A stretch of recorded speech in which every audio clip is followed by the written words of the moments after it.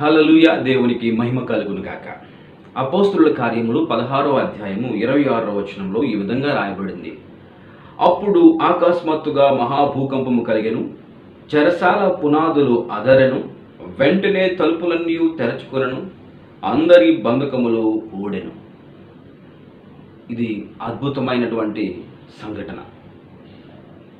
జైల్లో పౌలు శీలలు దేవుణ్ణి ప్రార్థన చేస్తున్నప్పుడు దేవుడు చేసినటువంటి కార్యం అంతేనండి. దేవుడు చేసిన కార్యాలు మనమంతా చెరసాల్లో ఉన్నప్పటికీ కూడా, కష్టాలనే చెరసాల్లో ఉన్నప్పుడు మనము దేవుణ్ణి స్తుతించి ప్రార్థన చేసినప్పుడు ఎవరూ ఊహించలేనంతగా దేవుడు అద్భుతమైన కార్యాలు చేస్తాడు.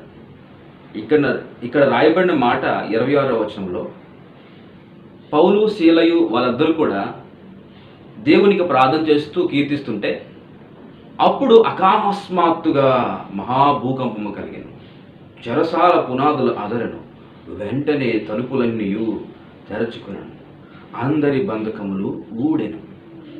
దేవుడు సడన్లీ గొప్ప అద్భుతమైన కార్యాన్ని చేశాడు. మన పని మనం చేసుకోవడమే. ఏమిటి మన పని? అది చెరసాలైనా ఎన్ని కష్టాలైనా దేవునికి ప్రార్థించుటయు కీర్తించుటయు ఆపకుండా వెళ్ళిపోతే దేవుడు తన అద్భుతమైన కార్యాన్ని అకస్మాత్తుగా ఊహించిన రీతిగా, అద్భుతమైన రీతిగా దేవుడు కార్యం చేస్తాడు. సడన్లీ దేవుడు కార్యం చేసేస్తాడు. ఏమిటి అద్భుతం అనంటే అందరి బంధకములు ఊడిని. ఆ చెరసాల నాయకుడికి ఎంతో ఆశ్చర్యాన్ని కలిగించింది దేవుని కార్యం. కనుక కొన్నిసార్లు ఇబ్బందులు కొలిములో ఉన్నప్పుడు మనం సైలెంట్గా ఉండడం మంచిది. మనం సైలెంట్గా ఉంటే దేవుడు సడన్గా అకస్మాత్తుగా గొప్ప కార్యం చేసేస్తాడు. ఈ మాటను నమ్మాలి. మనం ఇలాంటి సందర్భాలను నమ్మాలి. నిజముగా చేసిన దేవుని కార్యములను నమ్మాలి.